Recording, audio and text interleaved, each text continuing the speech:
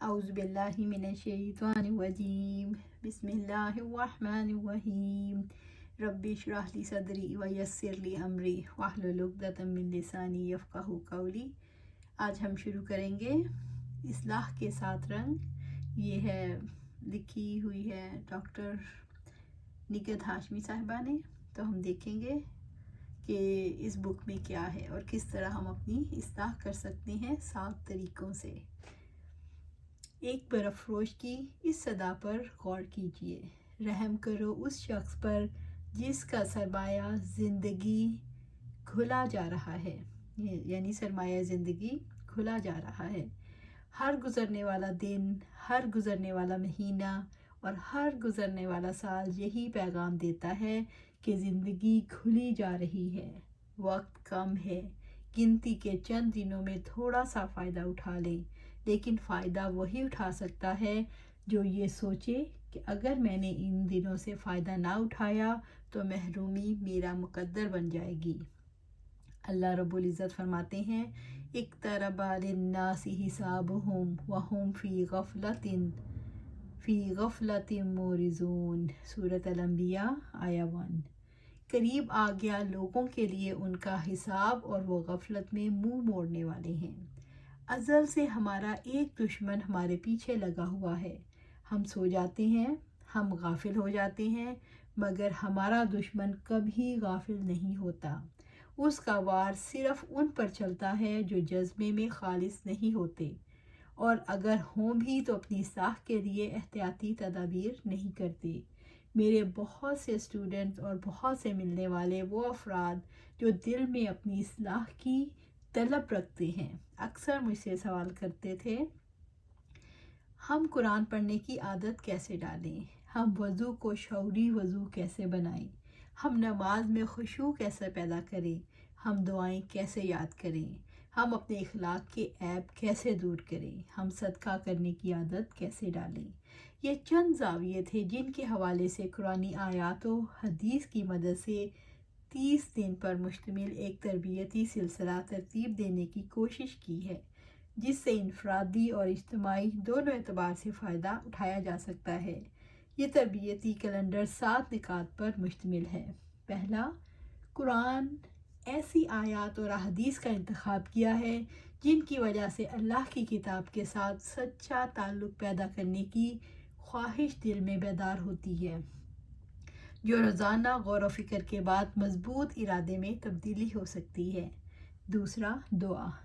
قرآنی اور مسنون دعائیں انسان کے اندر لطیف احساسات پیدا کرتی ہیں۔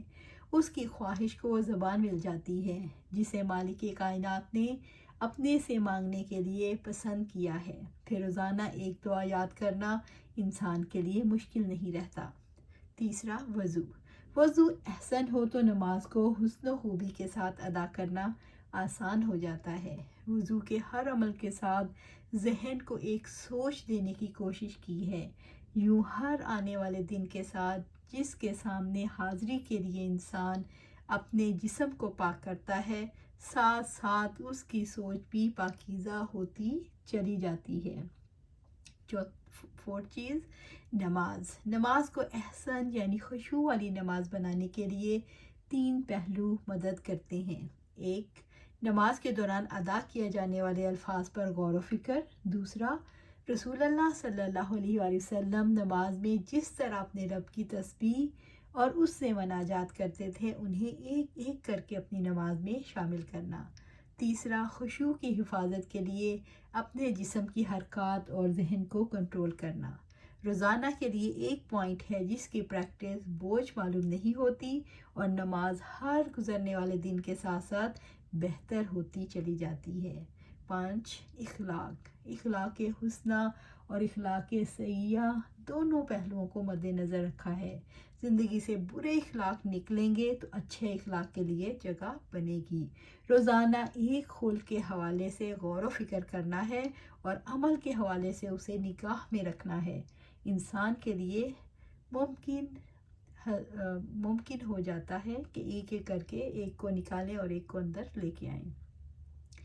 اسے اخلاق کے میدان میں بہت بڑی کاوش تو نہیں کہا جا سکتا، لیکن آغاز میں کم از کم اگر احساس ہی پیدا ہو جائے تو یہ بھی بہت بڑی کامیابی ہے۔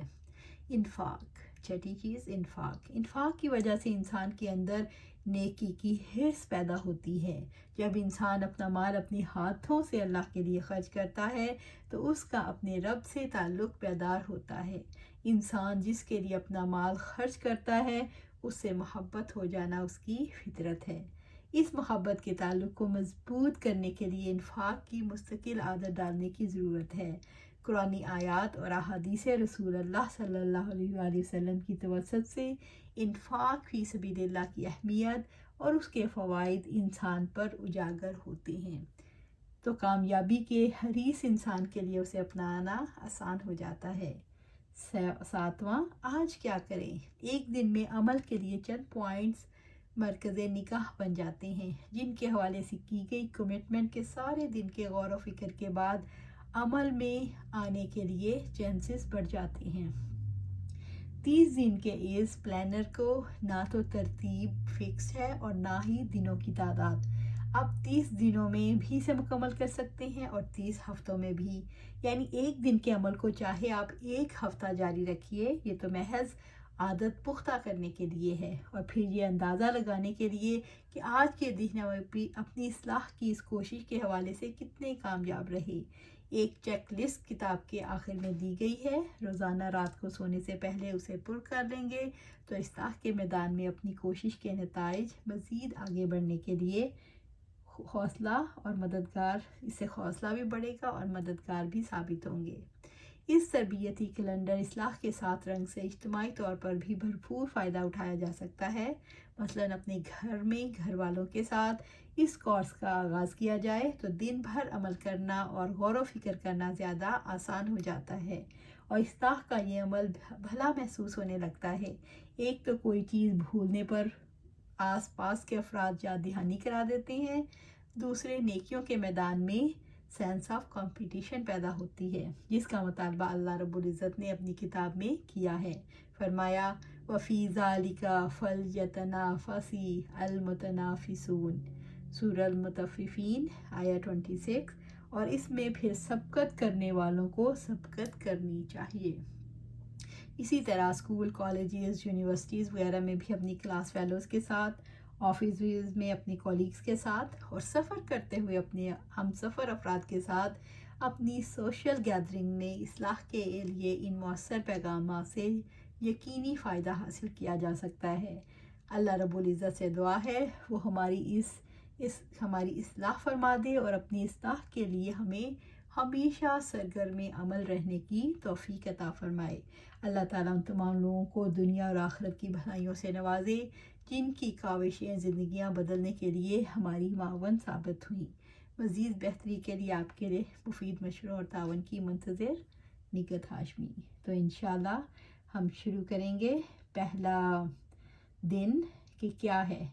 پہلا دن سب سے پہلے دیکھیں گے قرآن ہدایت ہے۔ اللہ رب العزت فرماتے ہیں ذالک الکتاب لا ریب فیہ ھدی للمتقین، سورۃ بقرہ آیہ 2۔ یہ کتاب ہے جس میں کوئی شک نہیں، متقیوں کے لیے ہدایت ہے۔ دوسرا دعا، تیرے سوا میرا کوئی نہیں، اللہم انی اسألک یا اللہ بانک الواحد الاحد الصمد الذی لم یلد ولم یولد ولم یکن لہ کفوا احد ان تغفر لی ذنوبی انک انت الغفور الرحیم۔ اے اللہ میں تجھ سے سوال کرتا ہوں، اے اللہ اس بات کے ساتھ کہ تو یکتا، اکیلا اور بے نیاز ہے، جس نے نہ جنا نہ جنا گیا اور نہ اس کا کوئی ہمسر ہے، تو میرے لیے میرے گناہ معاف کر دے، یقیناً تو ہی بے حد بخشنے والا نہایت رحم کرنے والا ہے۔ تیسرا وضو قیامت کے دن سفید رنگت کا باعث ہوگا۔ ابو ہریرہ رضی اللہ تعالیٰ عنہ سے روایت ہے کہ میں نے رسول اللہ صلی اللہ علیہ وآلہ وسلم کو فرماتے ہوئے سنا، ان امتی یاتون یوم القیامت غرم مجلین من اثر الوضوء فمن استطاع منکم ان یطیلا غرتہ فلیفعل۔ جب میری امت کو قیامت کے دن لایا جائے گا، وہ وضو کے آثار سے کی وجہ سے سفید پیشانی اور سفید اعضاء والی ہوگی، لہٰذا جو شخص تم میں سے اس سفیدی کو بڑھا سکتا ہے تو ضرور بڑھائے۔ چوتھا اصلاح کا رنگ نماز فرض ہے۔ اللہ رب العزت فرماتے ہیں ان الصلاۃ کانت علی المؤمنین کتابا موقوتا، سورۃ النساء آیہ 103۔ یقیناً ایمان لانے والوں پر نماز وقت کی پابندی کے ساتھ فرض کی گئی ہے۔ پانچواں اخلاق، نیکی اچھے اخلاق کا نام ہے۔ نواس بن سمان رضی اللہ تعالیٰ عنہ سے روایت ہے، فرماتے ہیں کہ میں نے آپ صلی اللہ علیہ وآلہ وسلم سے نیکی اور گناہ کے بارے میں پوچھا تو آپ صلی اللہ علیہ وآلہ وسلم نے فرمایا البر حسن الخلق والاسم ما حاک فی صدرک وکرہت ان یطلع علیہ الناس۔ نیکی اچھے اخلاق کو کہتے ہیں اور گناہ وہ ہے جو تمہارے دل میں کھٹکتا ہے اور اس کا لوگوں کو معلوم ہونا تمہیں برا لگتا ہے۔ چھٹی چیز، انفاق فی سبیل اللہ، صدقہ کئی گنا بڑھا کر لوٹایا جائے گا۔ اللہ سبحانہ تعالیٰ نے فرمایا من ذا الذی یقرض اللہ قرضا حسنا فیضاعفہ لہ اضعافا کثیرہ، سورۃ البقرہ آیہ 245۔ کون ہے جو اللہ تعالیٰ کو قرض حسنہ دے تو وہ اسے اس کے بدلے کئی گنا بڑھا چڑھا کر دے گا۔ ایسا مال جو اللہ تعالیٰ کی راہ میں خرچ کر دیا جائے محفوظ ہے، کیونکہ وہ حقدار کے ہاتھ میں پہنچنے سے پہلے اللہ سبحانہ تعالیٰ کے ہاتھ میں پہنچ جاتا ہے۔ ساتواں، آج کیا کریں، یا پورے ویک کے لیے جیسے بھی آپ چاہیں۔ آج کیا کریں؟ قرآن سے ہدایت لینے کے لیے گناہوں سے پرہیز کرنا ہے، نماز وقت پر ادا کرنے کی کوشش کرنی ہے، اس یقین کے ساتھ صدقہ کرنا ہے کہ اللہ تعالیٰ اسے بڑھا چڑھا کر مجھے واپس کریں گے انشاءاللہ تعالیٰ۔